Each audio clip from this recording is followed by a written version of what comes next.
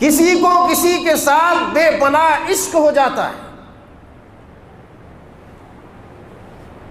بات توجہ کی ہے. جب کسی کو کسی کے ساتھ بے پناہ محبت ہو جاتی ہے، کسی کو کسی کے ساتھ بے پناہ عشق ہو جاتا ہے. عشق کہتے ہیں محبت کی انتہا کو. عشق کسے کہتے ہیں؟ محبت کی انتہا کو. تو سامنے والے کی برائی بھی، اس کی بدبو بھی اس کو خوشبو سمجھ آتی ہے. اس کی بدبو بھی اس کو خوشبو سمجھ آتی ہے. اس کو اس سے بے پناہ محبت ہے. اب اس کے پسینے کی بھی بو آ رہی ہے، تب بھی کہا ماشاءاللہ کیا میرے محبوب کی خوشبو، ہائے ہائے. منہ سے خوشبو نہیں، الائچی کی بو نہیں، بلکہ اس کے معدے سے نکلنے والی مکروہ کن بدبو ہے اس کی سانس میں. لیکن یہ کہہ رہا کہ نہیں ارے میرے محبوب کی سانس میں خوشبو ہے. کیوں؟ میں اس کی سانسوں میں بستا ہوں. اللہ اکبر. ہائے ہائے ہائے. میرے جوان بھائی خوش ہو رہے ہیں کہ مول صاحب کیا بیان کرنے لگے. اللہ اللہ. تو اس کی سانسوں کی بدبو بھی اسے خوشبو محسوس ہو رہی ہے. کیوں؟ اس سے بے پناہ محبت ہے. اس کی عظمت اس کے دل میں ہے، اس کی قدر و منزلت اس کے دل میں ہے. اس کو ذہن و دماغ میں، رگ و پے میں اس کی محبت بسی ہوئی ہے. اس لیے اس کی بدبو بھی اسے خوشبو محسوس ہو رہی ہے. اس کی لنگڑی چال بھی اس کو ہرن کی چال پسند آ رہی ہے، اور مورنی کے ناچ کی طرح اس کی پنکھڑیاں بھی اسے سمجھ میں آ رہی. کاہے کے لیے؟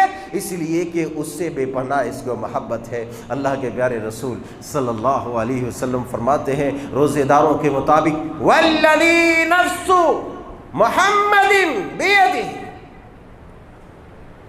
قسم اٹھا لیا، قسم اٹھا لی. اس ذات کی قسم جس کے ہاتھ میں محمد صلی اللہ علیہ وسلم کی جان ہے. لوگ کہتے ہیں اللہ کا ہاتھ ہی نہیں ہے. نعوذ باللہ. اللہ کا ہاتھ ہے مگر ہمارے تمہارے ہاتھوں کی طرح نہیں کہ سوئی چپ جائے تو ایک دم بے ہوش ہو جائے. ایسا نہیں ہے. لیس کمثلہ شیء وہو السمیع البصیر. وہ کیسا ہے کسی کو نہیں معلوم. کسی نے نہیں دیکھا، نہ موسیٰ نے دیکھا، نہ عیسیٰ نے دیکھا، نہ محمد صلی اللہ علیہ وسلم. کسی نے نہیں دیکھا، کسی نے نہیں دیکھا. یہ جھوٹا پروپیگنڈا ہے کہ معراج میں گئے تو رسول اللہ نے اللہ کو دیکھا. نعوذ باللہ. غلط بات ہے. یہ الزام ہے، اتہام ہے. نہیں دیکھا. موسیٰ علیہ السلام نے کہا تھا، اس کی قوم نے بھی کہا تھا ہم ذرا آپ کو دیکھیں گے. ایسی کڑک لگی سیدھا نڈال ہو گئے. موسیٰ علیہ السلام کے قوم نے کیا کہا تھا؟ پہاڑ پر گئے، کہنے لگے نہیں ہم اس وقت تک نہیں مانیں گے، ایمان آپ پر نہیں لائیں گے جب تک اللہ کو نہیں دیکھ لیں گے. کہا اچھا دیکھو گے؟ دیکھو ایک کڑک ایک چمک اللہ نے نازل کیا. ایک طرف سے سب کے سب 70 کے 70 لوگ ڈھیر ہو گئے. ایک طرف سے مرتے جا رہے تھے، لوگ دیکھتے جا رہے تھے کہ اسی کڑک سے مرا ہے. تو یہ اللہ کی تجلی کا ظہور تھا. جس تجلی نے ان تمام کا خاتمہ کر دیا تو اللہ کو کسی نے نہیں دیکھا. تو اللہ تبارک و تعالیٰ کی قسم اٹھا کر اللہ کے پیارے رسول صلی اللہ علیہ وسلم، اور جس بات کو اگر اللہ کے رسول صلی اللہ علیہ وسلم قسم بھی نہ کھائے تب بھی ہمارے لیے اسی طرح وہ بات حق یقین ہے جس طرح کل ہمیں سورج نکلنے پر، آج سورج کے غروب ہونے پر، ڈوبنے پر ہمیں یقین ہے کہ نہیں آج سورج غروب ہوگا جب ہی نا ہمارا منہ ہرا بھرا ہوگا، چہرے میں روشنی آئے گی. تو جس طریقے سے سورج ڈوبنے پر ہمیں یقین ہے، اس سے کئی گنا زیادہ ہمیں اس بات پر یقین ہے کہ رسول اللہ نے بغیر قسم کی بات کہہ دی ہے. مگر جس بات پر رسول اللہ صلی اللہ علیہ وسلم قسم اٹھا لے، اس کی اہمیت کا اندازہ اللہ اکبر کون لگا سکتا ہے. اللہ کے رسول نے فرمایا والذی نفس محمد بیدہ، اس ذات کی قسم جس کے ہاتھ میں محمد صلی اللہ علیہ وسلم کی جان ہے، لخلوف فم الصائم اطیب عند اللہ من ریح المسک. صحیح بخاری شریف، صحیح مسلم شریف کی حدیث ہے.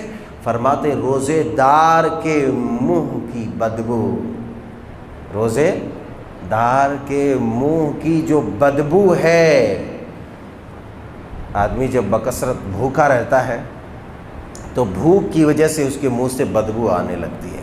اسی لیے مسواک کیا کرو، مسواک بہت بڑی سنت ہے، بہت بڑی سنت ہے، اور اس کے بہت سارے فوائد ہیں۔ حیران کن انکشافات ہو رہے ہیں دور جدید میں، ایک سے ایک انکشافات۔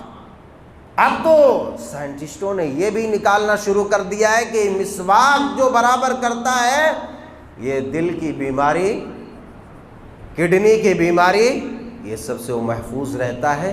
مسواک کا وہ اثر کڈنی اور دل سب پہ جاتا ہے، معدے پہ جاتا ہے۔ تو مسواک کو لازم پکڑو تاکہ تمہارے منہ سے بدبو بھی نہ آئے، اور تمہارے منہ میں پیلیے کا شکایت بھی نہ ہو، اور کسی ہر طرح کے منہ کی بیماری سے بچ جاؤ، دل اور کڈنی کی بیماری سے بھی بچ جاؤ۔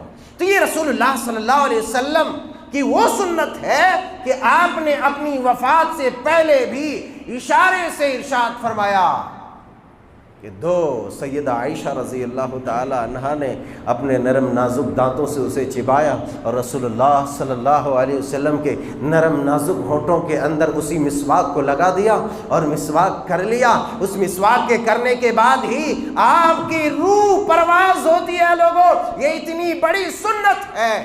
ایسے اللہ کے رسول صلی اللہ علیہ وسلم مسواک کرتے تھے کہ مسوڑے چھل جاتے تھے۔ اسی لیے مسواک کیا کرو۔ یقیناً مسواک کے متبادل برش ہے، پیسٹ ہے، مگر یہ مصنوعی چیز ہے، اس قدرتی چیز کا مقابلہ نہیں کر سکتا۔ یہ مصنوعی چیز، نیچرل قدرتی چیز کا مقابلہ نہیں کر سکتی۔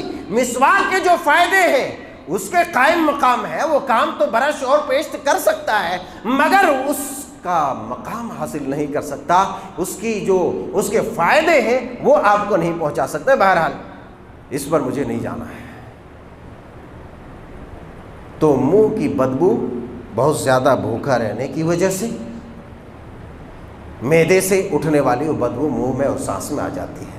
آپ مسواک کریں گے تو اس سے نجات پا جائیں گے۔ ویسے جب روزے دار کے منہ سے بدبو آئے تو اسے برا بھلا نہ کہیں۔ جس کے منہ سے کبھی بدبو نہیں آتی ہے، روزے کے مہینے میں روزے کی وجہ سے اس کے منہ سے بدبو آتی ہے۔ اسی لیے رسول اللہ نے کہا کہ میرے رب کو ایک روزے دار کے منہ کی بدبو اس قدر عزیز ہے، اس قدر پسند ہے، اس قدر محبوب ہے، اس قدر وہ پسند کرتا ہے، جس طرح مشک و عنبر کی بھی خوشبو نہیں ہے۔ اب آپ اندازہ لگائیں، ساری دنیا میں جو سب سے قیمتی خوشبو ہے وہ مشک ہے، وہ مشک کی خوشبو ہے۔ اللہ کے رسول صلی اللہ علیہ وسلم زبان وحی ترجمان میں یہ بیان کر رہے ہیں کہ اللہ کو ایک روزے دار کے منہ کی بدبو مشک و عنبر سے بھی زیادہ پسندیدہ ہے۔ اب اندازہ لگا سکتے ہیں، اندازہ لگا سکتے ہیں کہ اللہ تبارک و تعالیٰ نے، اس کے رسول نے کتنی باریک بات یہاں کہی ہے کہ اس روزے کی فضیلت کیا ہے۔ جب ایک روزے دار کا یہ مقام ہے اللہ کی نگاہ میں، ایک روزے دار کا یہ مرتبہ ہے اللہ کی نگاہ میں، تو اس روزے کی کیفیت کیا ہوگی جس روزے کے بارے میں فرمایا تھا۔ رسول اللہ نے حدیث قدسی بیان کی ہے، اللہ فرماتے ہیں الصوم لی وانا اجزی بہ، ساری عبادات کا اجر میں نے بیان کر دیا ہے، اور کسی عبادات کے اجر کی نسبت دینے کی، حالانکہ اللہ ہی دیتا ہے، مگر یہ نہیں کہا میں ہی دے رہا ہوں۔ روزہ ایک ایسا عمل ہے جو خالص انسان اللہ کے لیے رکھتا ہے۔ اس روزے کے بارے میں اللہ فرماتے ہیں کہ اس کا بدلہ تو میں ہی دوں گا، اس کا اجر تو میں ہی دوں گا، لیکن یہ اجر ہم کب حاصل کر سکتے ہیں؟ اللہ ہماری بدبودار سانسوں سے اس قدر محبت کب کر سکتا ہے؟ اس محبت کو ہم کب پا سکتے ہیں؟ جب جو روزے کے اصول ہیں، جو ضوابط ہیں، جو طریقے ہیں، جو طریقہ کار ہے، اس طریقے کے مطابق ہم روزہ رکھیں گے تب۔ ویسا نہیں کہ خالی سحری کھا لیے 3 بجے رات اٹھ کر کے اور پھر سے کھراٹے لے کے سو گئے، فجر کا تھا پتہ نہیں، نہ چاشت کا تھا پتہ ہے، پھر اگر ہوئی آنکھ کھلی تو ظہر میں آ کے پڑھ لیے، نہیں تو وہ بھی عصر میں اٹھے، اور عصر کے بعد جلدی سے برش ورش کیے، مسواک اسواک کیے، تب تک آستین باستین چڑھا کر کے پلوتھی مار کر بیٹھ گئے دسترخوان پر، انواع و اقسام کے مغزیات اور جو ہے مرغن غذائیں رکھی ہوئی ہے، اب وہ ٹکارنے کے لیے۔ ایسے روزے داروں کے لیے وہ فضیلت نہیں ہے، بھول جاؤ، بھول جائے ایسا آدمی۔ ایسے روزے داروں کے لیے وہ فضیلت نہیں، ایسے روزے داروں کے لیے جنت کے وہ باب الریان نہیں۔ اگر ہمیں اس کے فیوز و برکات کو پانا ہے تو سنت کے مطابق سحری بھی کرنی ہے۔ رسول اللہ صلی اللہ علیہ وسلم نے فرمایا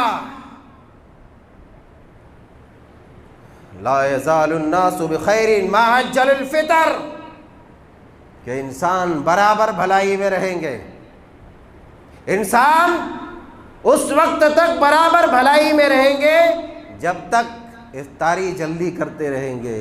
کتنے مزے کی بات ہے، عصر کے بعد ہی کر لو، عصر کے بعد ہی کر لو۔ اس کا قطعی مطلب یہ نہیں ہے، یہ مطلب ہے کہ سورج غروب ہو جانے کے بعد، سورج ڈوب جانے کے بعد جو لوگ تاخیر کر دیتے روزہ افطار کرنے میں، روزہ کھولنے میں، وہ لوگ اس فضیلت سے، روزے کی فضیلت سے محروم ہو جاتے ہیں۔ گویا کہ اس کے یہاں بھلائی نہیں ہے، سورج کا ڈوبنا ہے، تمہیں روزہ کھول دینا ہے، اب مزید مشقت میں نہیں پڑنا ہے۔ بعض احباب کیا کرتے ہیں، ادھر سورج ڈوبا ہوا ہے، 5 منٹ بعد روزہ کھول رہے ہیں۔ ایسے آدمی کے روزوں کی کوئی گارنٹی نہیں، ایسے لوگوں کے روزے قضا ہو گئے، وہ روزے کی فضیلت سے محروم ہو جائے گا۔ آپ نے فرمایا تسحروا فی السحر برکہ، سحری کرو، سحری کرو، اور سحری میں تاخیر سے سحری کرو۔ اس کا مطلب یہ نہیں کہ نماز پڑھ کے جا کے کرو، یعنی فجر، طلوع فجر کے قریب سحری کرو، تاکہ سحری کی جو برکت ہے، اس کی جو فضیلت ہے، اس برکت اور اس فضیلت کو اپنے دامن میں سمیٹ لو۔ 3 بجے 2:30 بجے کھا کے سو مت جاؤ کہ تم سے فجر کی نماز بھی ختم ہو جائے، فجر کی نماز بھی ترک ہو جائے، فجر کی نماز بھی چھوٹ جائے اور سحری کی فضیلت سے تم ہاتھ بھی دھو ڈالو۔ تو سحری دیر سے کرنا، دیر سے کا مطلب طلوع فجر کے قریب، تاکہ اس کی